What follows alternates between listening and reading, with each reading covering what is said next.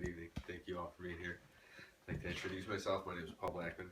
Tonight I'd like to give a little presentation, give a short speech on Samuel Colt and the history of Colt firearms and how Colt firearms came to be in Connecticut.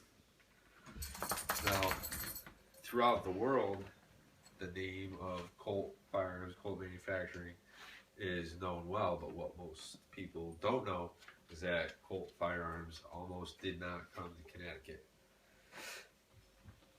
And where I'd like to begin is just with establishing some relevance. And what it is for me is that all my life I've been an avid outdoorsman, and both professionally and recreationally I spend a great deal of time outdoors. I do tree work professionally, I hunt, I fish, I spend time with my family hiking in the woods, and it's really my passion for all things wild and living that's driven my desire to live as harmoniously with nature as I realistically can. But this is that balance between my ability to hunt and fish, but also to take care and to foster and nurture the growth of our resources for future generations. So I've been an active participant in shooting sports since about the age of 9. It was my father and brother that initially got me started in shooting sports and firearms, and it was my dad that told me about our family history and our relationship to Colt firearms. And what that is that my second great grandfather, Cyrus Minor Blackman, worked for the Colt company in the later part of the 19th and earlier part of the 20th century. It was really quite incredible to me.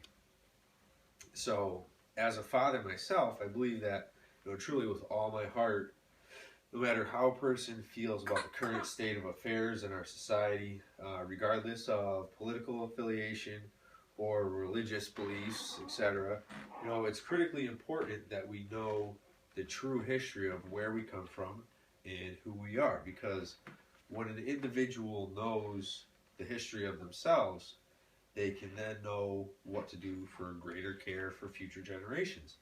So I must know personally the history of my family and my state in order to teach my children what it is that I've learned about living well.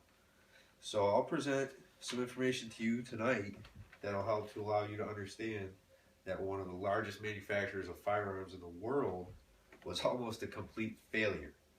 But due to an astonishing amount of perseverance, Samuel Colt and his associates built a business that would become an empire and eventually, ultimately make him a legend. So imagine yourself in the first half of the 19th century in Hartford, Connecticut, along the banks of the Connecticut River.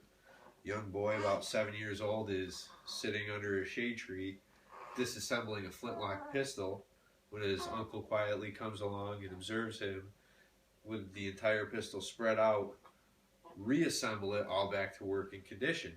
And I guess that was really the beginning for Sam Colt at such a young age, with that inquisitive mind that carried through his entire life. Really the beginning of his career. Now, Samuel Colt was born in Hartford, Connecticut, and at an early age, about 6 years old, he lost his mother. That was very sad for him. And after that, as he was going to school, he also worked for his father in his textile mill. And at the age of 16, he ran away to sea, joined a crew on a ship called the Corvo, and spent several years sailing.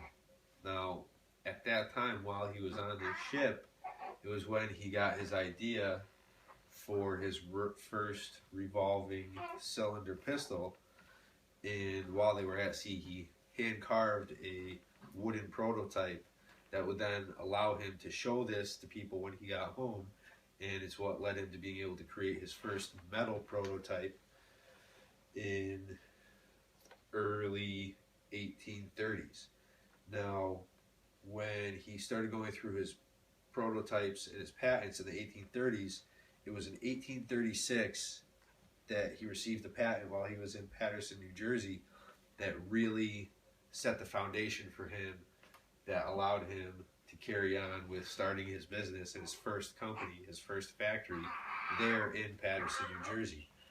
And its official title is his patented improvement in revolving firearms.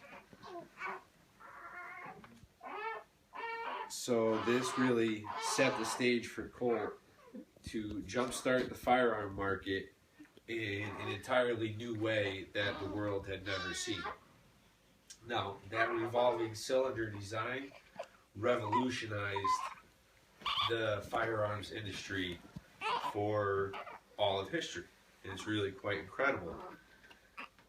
Despite his best attempts, Samuel Colt could not get a government contract. And that's what ultimately led to the demise of his Paterson, New Jersey company, because he just could not keep up the overhead that he had needed. He had developed 4 different styles of pistols and 2 different styles of long barrel rifles that he just could not keep manufacturing because he didn't have the client base for it.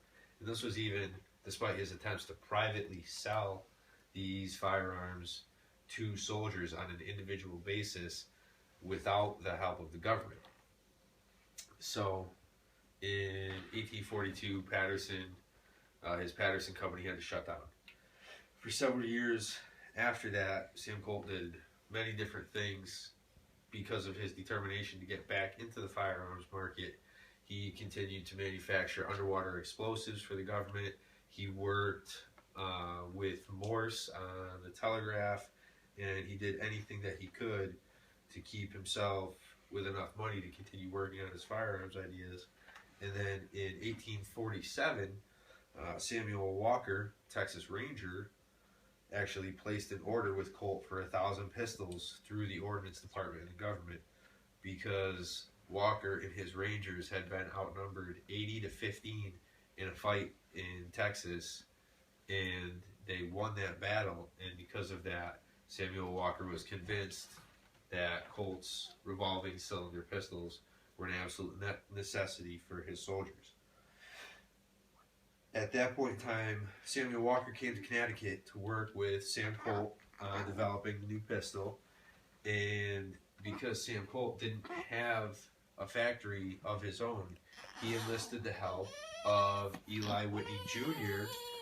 in Whitneyville, which is 2 miles north of New Haven, to help fill that order of 1,000 pistols. Now, the full name of that pistol was the Whitneyville Walker Dragoon, and it really set the stage for the 6-cylinder, for the 6-shot repeating pistol, because every year thereafter, Colt and his company continued to work on that design and improve that every year with new models, lighter models, more convenient and easier ways to reload, eventually moving into the metallic cylinder cartridges that we have today in our modern firearms. Those were all developed part and parcel with that model pistol in the early 1850s. So in 1860, Colt's health had begun to decline, and he had seen Civil War on the horizon and planned accordingly. He was running his factory 24 hours a day. He was stockpiling his armory. And at the time of his passing in 1862, he and his company had manufactured nearly 400,000 firearms. When he passed away, he left the entirety of his fortune to his wife, Elizabeth. And at the time, that was worth an estimated $15 million, which would be an equivalent of about $200 million in today's currency in 1862. It's really remarkable to try and think about that on the scale of what it would be today. So you think about Samuel Colt had begun a company that really, truly would make his name legendary. And everything that he had begun, that whole legacy had been left to his wife, Elizabeth. And it was truly due to her love for him and the honor that she had for who her husband was that allowed her to continue on exactly as he had wished. Now, to this day, Colt Manufacturing is still producing firearms in West Hartford, Connecticut, which is just a few miles from where Colt's original armory was in Hartford along the Connecticut River. So at this time, I'd like to just say thank you again for being here tonight. I'd like to summarize what we had talked about. And I'd like you to just remember that Samuel Colt really was a man of great ingenuity and conviction. His dedication and commitment in his professional and his personal life, it's proven to this day by the fact that his company is still in existence for all intent and purpose in its original form, in what he had created, in his dream, in his hope that it would be. That still exists to this day. So with that move that he had made to Connecticut from New Jersey in the late 1800s, it created an empire that would last for generations to come. And it really helped Connecticut through the hundreds of jobs that it had created for so many years. Samuel Colt proved that an idea in the hands of a person with great determination can be the foundation for great achievements. As long as the benevolence of an individual is true and their convictions are pure of heart, amazing feats can become a reality. Thank you.